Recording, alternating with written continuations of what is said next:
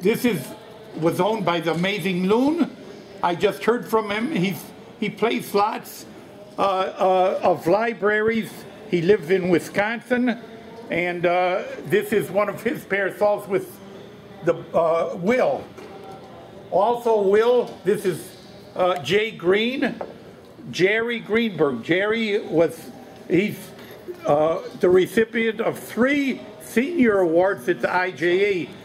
By that I mean he has won the championships on 3 different years or occasions. The next slide here or picture is with Ken Benj, a personal friend. Yep. This is one of his clubs. And you can see in this picture he's got one of the, he's juggling 3 of them. And in this photo, he's got a dagger and a sword, juggling 4 rings with a plastic clear vase. On top of it, he's got a decanter of wine and 4 wine glasses. This is the dagger right here. This is the sword.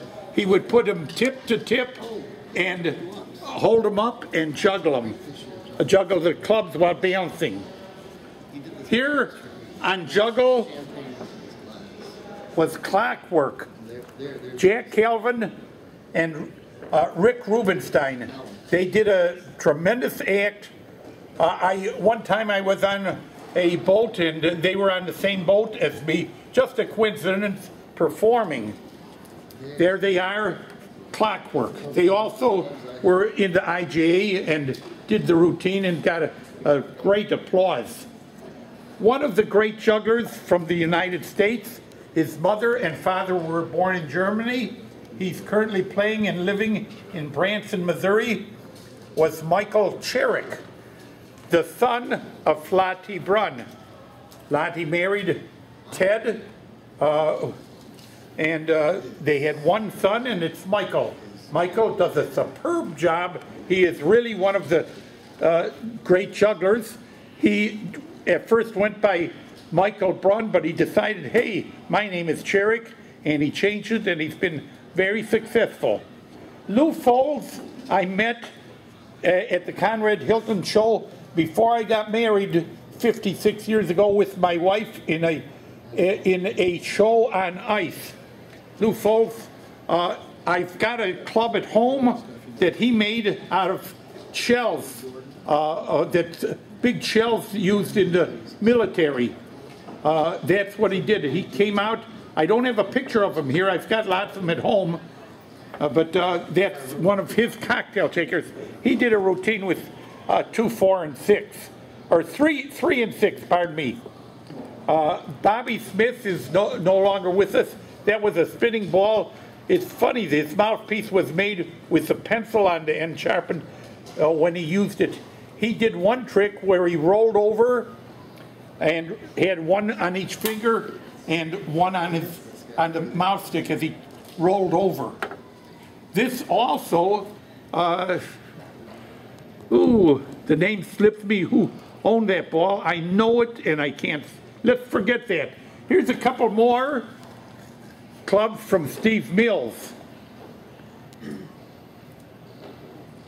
Steve Mills, of course, was one heck, and he's here at the IJA Festival, one heck of a juggler. These next 2, I have the, I know that I don't know the name, but when I purchased this, the man wanted several thousand. He had 6 of them. I purchased one. It's a fire torch, and I have to get the name of the bearer of that fire torch.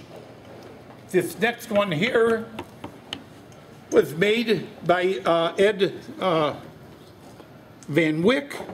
You see Ed Van Wyck, it's split in half. That's a rare club. The last for this part of the clipping is by one called Ed Cook. I have 3 of these large clubs, and Ed Cook in 1930 played Broadway, and the average person's wage in a year annually was $1,000. Ed Cook received $4,000 a week and he was in one movie that is not sold, but it occasionally comes out on Turner Classic Videos, called Rain or Shine. These belong to him. I was fighting a museum to get those three. A 94-year-old man in New York, Brooklyn, had 6 of them, and I was fortunate enough to get 3 of them. Here is an article about him, and there he is juggling 3. He is also on YouTube under Joe Cook. And now I'd like to turn the next part over to a young man, David Kane.